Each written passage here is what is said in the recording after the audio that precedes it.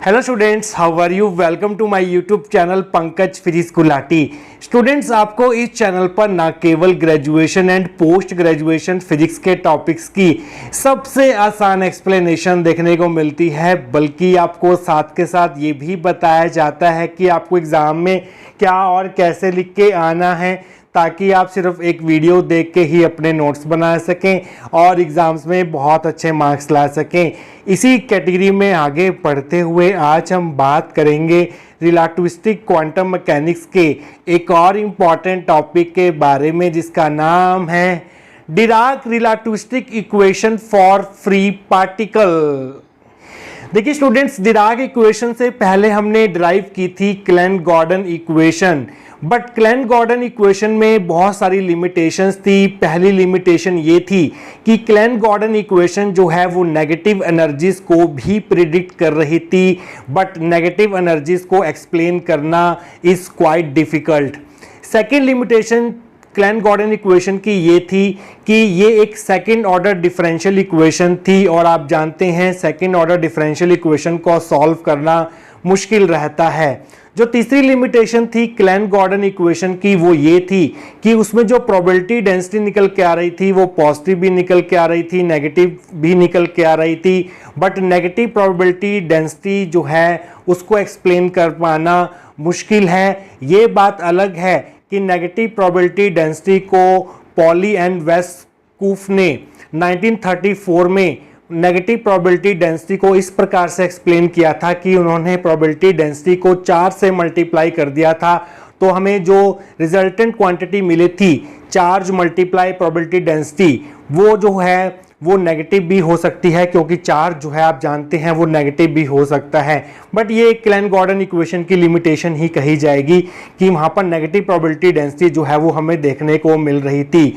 Last clan-Gordon equation की जो limitation थी वो ये थी कि ये spin half nature of electron को एकोमोडेट नहीं कर पा रही थी। क्लैन-गॉर्डन इक्वेशन बिल्कुल साइलेंट थी about the spin off the particles. तो इन्हीं लिमिटेशंस को ओवरकम करने के लिए डिराक ने हमें एक न्यू इक्वेशन जो है वो प्रपोज की थी, जो आज हम ड्राइव करेंगे। तो स्टूडेंट्स, आइए देखते हैं कि अगर एक क्वेश्चन आपको एग्जाम में पूछा जाता है तो इसकी थ्योरी को आप कहाँ से स्टार्ट करके आएंगे। आइए आप वो देख लेते हैं। For relativistic motion energy E and momentum P vector for a free particle are related as. Relativistic motion क्या होता है? जब भी कोई free particle velocity of light के कंपेरेबल स्पीड के साथ मूव करता है तो उस मोशन को हम बोलते हैं रिलेटिविस्टिक मोशन। और उस केस में जो फ्री पार्टिकल की एनर्जी ई होती है और जो मोमेंटम पी वेक्टर होता है वो कुछ इस प्रकार से आपस में रिलेटेड होते हैं। E square is equal to P square C square plus M square C की पावर 4। तो ये स्क्वायर जो है उधर जाके स्क्वायर रूट बन जाएगा, मीन्स हाफ बन जाएगी power. E is equal to P square C square plus M square C की पावर 4 हाफ। ये हमारी फर्स्ट इक्वेशन होगी, क्योंकि स्क्वायर उधर गया है तो यहाँ पर प्लस माइनस का साइन भी हमें कंसिडर करना होगा। तो अगर हम इस ब्रैकेट में से सी स्क्वायर कॉमन लें, ऊपर पावर हाफ है तो वो सी स्क्वायर जो है वो सी बन के बाहर आएगा, तो आपको मिलेगा E is equal to plus minus C bracket में पी स्क्वायर सी स्क्वायर बाहर चला गया सी बन के प्लस एम स्क्वायर सी की पावर 4 था यहाँ पर, तो यहाँ पर आ जाएगा सी स्क्वायर की पावर हाफ। ये हमारी होगी सेकंड इक्वेशन, क्योंकि ये आगे यूज होगी। In quantum mechanics the energy and momentum operator are given by. Quantum mechanics में एनर्जी के लिए जो ऑपरेटर होता है वो होता है iota H cut curly by curly T, and जो मोमेंटम के लिए ऑपरेटर होता है वो होता है minus iota H cut del. ये हमारी थर्ड इक्वेशन होगी इन दोनों को मिला के। तो अब हम क्या करेंगे, थर्ड इक्वेशन को फर्स्ट में यूज करेंगे, तो आप लिखेंगे यूजिंग 3 in 1 वी गेट। ई की जगह आप इसका ऑपरेटर लिख देंगे जो कि है iota H cut curly by curly T, that will be equal to plus minus. P की जगह पी का ऑपरेटर लिखेंगे जो कि हमारे पास minus iota H cut del, ऊपर हमारे पास स्क्वायर है यहाँ पर तो स्क्वायर आएगा सी square plus M square C की पावर 4 की पावर यहाँ पर आ जाएगी हाफ। तो ये ब्रैकेट जब हम खोलेंगे तो आपको मिलेगा iota H cut curly by curly T is equal to plus minus, bracket में माइनस का स्क्वायर होता है प्लस आयटा का स्क्वायर होता है हमारे पास -1, तो यहाँ पर आ जाएगा minus sign H cut square del square C square plus M square C की पावर 4 की पावर हाफ। तो स्टूडेंट्स, हम यहाँ तक पहुँच चुके हैं। इसके आगे का पार्ट हम देखेंगे नेक्स्ट सेक्शन के अंदर। तो स्टूडेंट्स पिछले सेक्शन में हम यहां तक पहुंच चुके थे। अब आपको क्या करना होगा, दोनों तरफ मल्टीप्लाई करना होगा psi R vector comma T से। तो आप लाइन लिखेंगे multiplying both side by psi R vector comma T, तो आपको मिलेगा iota H cut curly by curly T, इसके साथ आपने psi R vector comma T लिख दिया is equal to plus minus bracket start minus H cut square, इस C square को आप पहले लिख लेंगे C square del square plus M square C की पावर 4 पावर में हाफ है इसके, और मल्टीप्लाई कर दिया Sai R vector comma T से। देखिए स्टूडेंट्स ये इक्वेशन तो यहाँ तक हम पहुँच चुके हैं। अगर इस इक्वेशन से आप आगे बढ़ना चाहते हैं तो आपको क्या करना होगा, इस डेल स्क्वायर का 1/2 निकालना होगा, मीन्स इस डेल स्क्वायर का स्क्वायर रूट निकालना होगा। और आप जानते हैं कि डेल स्क्वायर एक बहुत ही वेल नोन ऑपरेटर होता है जिसको हम लाप्लाशियन ऑपरेटर बोलते हैं, जिसकी फॉर्म जो है वो कुछ इस प्रकार से होती है, del square is equal to curly square by curly X square plus curly square by curly Y square plus curly square by curly Z square. But किसी भी ऑपरेटर का स्क्वायर रूट निकालना डिफाइंड नहीं होता। इसी प्रॉब्लम को दूर किया था डिराक ने। तो आपको एक लाइन लिखनी होगी, to proceed further we have to define square root of an operator which is not yet defined. इस इक्वेशन से आगे बढ़ने के लिए आपको क्या करना होगा, इस डेल स्क्वायर का, इस लाप्लाशियन ऑपरेटर का स्क्वायर रूट डिफाइन करना होगा, जो कि डिफाइंड नहीं होता, जो कि पॉसिबल ही नहीं है। To overcome this problem Dirac assumed that, इस प्रॉब्लम को दूर करने के लिए डिराक ने क्या कहा था, ये हमारी सेकंड इक्वेशन थी, ये हमारी सेकंड इक्वेशन थी। डिराक ने कहा था कि ये जो ब्रैकेट में टर्म लिखी हुई है ये वाली, इसको आपको किसी क्वांटिटी के स्क्वायर की फॉर्म में एक्सप्रेस करना होगा। तो वो क्वांटिटी क्या है आइए वो देखते हैं। डिराक ने कहा था कि P square plus M square C square को आप एक क्वांटिटी के स्क्वायर की फॉर्म में एक्सप्रेस कर सकते हैं, और वो क्वांटिटी कुछ इस प्रकार से होगी, alpha vector dot P vector plus beta M C का होल स्क्वायर, जहाँ पर अल्फा और बीटा जो है वो अननोन है अभी यहाँ पर। ये क्या है, क्या ये नंबर्स हैं या कुछ और है, यह भी आपको थोड़ी देर में पता चल जाएगा इसको आगे सॉल्व करने के बाद। तो हमारे पास जो p वेक्टर होता है उसके 3 कंपोनेंट्स की फॉर्म में उसको हम कैसे लिख सकते हैं, p vector can be written as px i cap plus py j cap plus pz k cap. और अल्फा वेक्टर को आप ऐसे लिख सकते हैं alpha x i cap plus alpha y j cap plus alpha z k cap. तो इस p vector की जगह आप ये पुट कर देंगे px i cap plus py j cap plus pz k cap, और इस अल्फा वेक्टर की जगह आप ये पुट कर देंगे, बीच में डॉट प्रोडक्ट है प्लस बीटा mc का स्क्वायर है। और इस पी स्क्वायर की वैल्यू क्या होगी, पी स्क्वायर की वैल्यू क्या होगी, पी स्क्वायर की वैल्यू होगी कंपोनेंट्स का square, P X square plus P Y square plus P Z square, ये हमारे पास पी स्क्वायर की वैल्यू है, plus M square C square ऐसे ही रहेगा। तो स्टूडेंट्स हम यहाँ तक पहुँच चुके हैं, इसके आगे का पार्ट हम करेंगे नेक्स्ट सेक्शन के अंदर। तो स्टूडेंट्स पिछले सेक्शन में हम यहाँ तक पहुँच चुके थे। अब आप क्या करेंगे, इस डॉट प्रोडक्ट को सॉल्व करेंगे, और आपकी लेफ्ट हैंड साइड जो है वो सेम रहेगी, P X square plus P Y square plus P Z square plus M square C square is equal to, पहले आप अल्फा एक्स को पी एक्स से मल्टीप्लाई कर देंगे, alpha X P X plus alpha Y P Y plus alpha Z P Z, ये हमने इन दोनों का डॉट प्रोडक्ट लिख लिया, क्योंकि हमें पता है आई डॉट आई 1 होता है, जे डॉट जे 1 होता है, के डॉट के 1 होता है, और I dot J I dot के और बाकी के सारे जो रिलेशंस होते हैं J dot I J dot के डॉट आई के डॉट जे वो सब जीरो होते हैं, प्लस बीटा एम सी का होल स्क्वायर ये हमारे पास आ गया। तो हमारे पास इस टर्म का होल स्क्वायर है, तो हम ऐसे लिख सकते हैं इसको, this term multiply this term. तो आपको लिखना होगा bracket start alpha X P X plus alpha Y P Y plus alpha Z P Z plus beta M C, इसको आप सेम टर्म से मल्टीप्लाई कर देंगे तो आपको होल स्क्वायर मिल जाएगा इसका, multiply alpha X P X plus alpha Y P Y plus alpha Z P Z plus beta M C. तो अब हमें इन दोनों ब्रैकेट्स को आपस में मल्टीप्लाई करना है। इनको मल्टीप्लाई करने के बाद और कुछ रीअरेंजमेंट करने के बाद, कुछ कॉमन वगैरह लेने के बाद आपको जो टर्म्स मिलने वाली हैं उस पर एक नज़र डाल लेते हैं। आपको टर्म्स मिलेंगी, जब आप इसको इससे करेंगे तो आपको मिलेगा alpha square X P square X plus alpha square Y P square Y. फिर जब आप इसको इससे करेंगे तो आपको alpha square Z P square Z मिलेगा, और जब आप इसको इससे करेंगे और इन दोनों में से P X P Y common लेंगे तो आपको alpha X alpha Y plus alpha Y alpha X अंदर मिल जाएगा। और इसी तरह से जो बाकी टर्म्स आपको मिलने वाली हैं वो कुछ इस प्रकार से होंगी, alpha Y alpha Z plus alpha Z alpha Y, यहाँ से कॉमन जो आएगा वो आएगा P Y P Z plus alpha Z alpha X plus alpha X alpha Z P X. इसी तरह से आपको कुछ और टर्म्स मिलेंगी जो कि होंगी alpha X beta plus beta alpha X M C P X plus bracket start alpha Y beta plus beta alpha Y M C P Y bracket start alpha Z beta plus beta alpha Z M C P Z plus last में इसको इससे multiply करके इसको इससे multiply करके आपको मिलेगा beta square M square C square. तो ये टर्म्स जो हैं आपको मिलेंगी जब आप इन दोनों ब्रैकेट्स को आपस में मल्टीप्लाई कर देंगे और लेफ्ट हैंड साइड हमारी सेम रहेगी। इसके आगे का काम स्टूडेंट्स हम करेंगे नेक्स्ट सेक्शन के अंदर। तो स्टूडेंट्स पिछले सेक्शन में हम यहाँ तक पहुँच चुके थे, अब हम कुछ कोफिशिएंट्स कंपेयर करने वाले हैं। तो आपको लिखना होगा comparing coefficients of P square X, P square Y, P square Z and M square C square we get. देखिए यहाँ पर पी स्क्वायर एक्स का कोफिशिएंट क्या है, alpha square X, alpha square X is equal to, यहाँ पर P square X का coefficient क्या है 1 है, तो इक्वल टू 1 आ गया, कॉमा यहाँ पर पी स्क्वायर वाई का कोफिशिएंट क्या है अल्फा स्क्वायर वाई, और आपकी लेफ्ट हैंड साइड में पी स्क्वायर वाई का कोफिशिएंट क्या है 1 इक्वल टू 1 आ गया, कॉमा यहाँ पर पी स्क्वायर जेड का कोफिशिएंट क्या है अल्फा स्क्वायर जेड, और यहाँ पर पी स्क्वायर जेड का कोफिशिएंट है 1 तो उसकी वैल्यू 1 आ गई। और लास्ट में देखिए यहाँ पर एम स्क्वायर सी स्क्वायर का कोफिशिएंट क्या है, वो है बीटा स्क्वायर, और यहाँ पर एम स्क्वायर सी स्क्वायर का कोफिशिएंट क्या है 1 है। तो ये आ गया हमारे पास, ये हमारे पास रिजल्ट आ गए हैं। तो इसको हम दे देते हैं हमारे पास इक्वेशन नंबर ए। तो आइए आगे बढ़ते हैं स्टूडेंट्स। अब हम कंपेयर करेंगे coefficients of P X, P Y, P Z and P Z P X. यहाँ पर देखिए पी एक्स पी वाई का कोफिशिएंट क्या है, ये है coefficient alpha X alpha Y plus alpha Y alpha X, और यहाँ पर पी एक्स पी वाई का कोई भी कोफिशिएंट नहीं है, वो टर्म प्रेजेंट ही नहीं है आपके लेफ्ट हैंड साइड में, तो इक्वल टू में 0 आ जाएगा।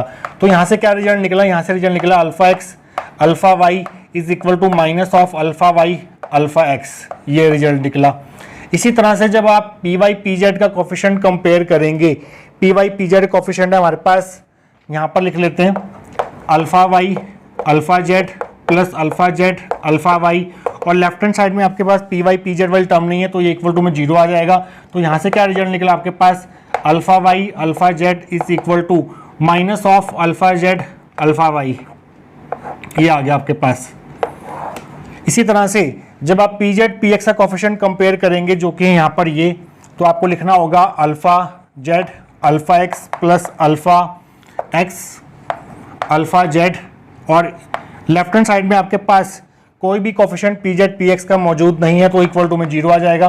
तो यहाँ से रिजल्ट मिला आपके पास alpha Z alpha X is equal to minus of alpha X alpha Z. इसको हम मान लेते हैं इक्वेशन नंबर स्मॉल बी। इन तीनों स्क्वायर ब्रैकेट्स को मैंने स्मॉल बी इक्वेशन दे दिया। अब हम कोफिशिएंट कंपेयर करेंगे M C P X, M C P Y, M C P Z का। Comparing coefficient of M C P X, M C P Y and M C P Z. तो आपको M C P X का coefficient ये दिखाई दे रहा है, तो ये लिख लीजिए पहले alpha X beta plus beta alpha X, और यहाँ पर कोई भी टर्म जो है वो एम सी पी एक्स वाली मौजूद नहीं है, तो इक्वल टू में 0 आ जाएगा।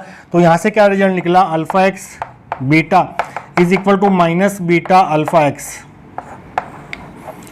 इसी तरह से जब आप कोफिशिएंट कंपेयर करेंगे एम सी पी वाई का जो कि ये है, तो आप लिखेंगे alpha Y beta plus beta alpha Y, और लेफ्ट हैंड साइड में आपके पास कोई भी टर्म ऐसी नहीं है जिसमें एम सी पी वाई हो, तो इक्वल टू में 0 आ जाएगा। तो यहाँ से रिजल्ट मिलेगा आपको alpha Y beta is equal to minus beta alpha Y. अब हम कोफिशिएंट कंपेयर करेंगे एम सी पी जेड का जो कि है यहाँ पर, जो कि है alpha Z beta plus beta alpha Z, और यहाँ पर कोई भी टर्म जो है वो एम सी पी जेड वाली नहीं है, तो इक्वल टू में 0 आ जाएगा। तो यहाँ से आगे आपके पास alpha Z beta is equal to minus beta alpha Z. तो इसको मैं दे देता हूँ इक्वेशन नंबर सी। तो स्टूडेंट्स ये हमारे पास जो 3 इक्वेशंस आई हैं ए बी सी, इनसे हमारे पास क्या क्या कंक्लूजन निकलेंगे, उसके लिए मुझे ये पार्ट जो है वो रब करना होगा, और मैं ये रब करूँगा नेक्स्ट सेक्शन के अंदर।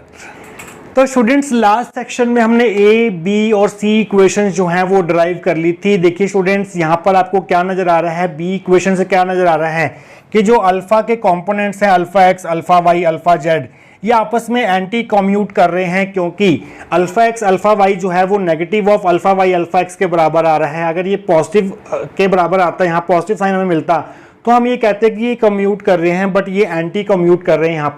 यहाँ पर भी माइनस साइन आ रहा है, यहाँ पर भी माइनस साइन आ रहा है। अल्फाज तो आपस में एंटी कम्यूट कर ही रहे हैं, साथ के साथ alpha beta, alpha X into beta is equal to minus beta alpha X के बराबर आ रहा है। इसी तरह से alpha Y beta equal to minus beta alpha Y के बराबर आ रहा है। इसी तरह से alpha Z beta equal to minus beta alpha Z के बराबर आ रहा है। तो यहाँ पर बीटा भी जो है, अल्फा और बीटा आपस में भी एंटी कम्यूट कर रहे हैं। तो इससे हमारे पास साथ में ये भी बात यहाँ पर देखनी है कि इनके जो स्क्वायर्स हैं वो यूनिटी निकल के आ रहे हैं। Alpha square X equal to 1, alpha square Y equal to 1, alpha square Z equal to 1, beta square equal to 1। ये एंटी कम्यूट तो कर ही रहे हैं, साथ साथ इनके स्क्वायर्स भी यूनिटी के बराबर आ रहे हैं। तो इससे ये कंक्लूजन निकलता है कि ये नंबर्स नहीं हो सकते, आपके अल्फा और बीटा जो है वो नंबर्स नहीं हैं। और हमें पता है कि हमारे पास पॉलीस्पिन मैट्रिसेस होती हैं जो कि एंटी कम्यूटिंग मैट्रिक्स होती हैं। तो इसका मतलब ये है कि इनको हम मैट्रिक्स की फॉर्म में ही एक्सप्रेस करेंगे, अल्फा एंड बीटा को। They are not numbers, they will be represented by matrices. तो ये लाइंस आपको यहाँ पर लिखनी होंगी। That is the alphas and beta anti commute in pairs and their squares are unity. Alphas और जो बीटा हैं वो एंटी कम्यूट कर रहे हैं, पेयर्स में एंटी कम्यूट कर रहे हैं बी और सी इक्वेशंस में, और उनके स्क्वायर्स भी यूनिटी हैं according to equation number A. These properties clearly suggest that they can't be numbers. तो इसका मतलब यह है कि अल्फा और बीटा जो है वो नंबर्स नहीं है।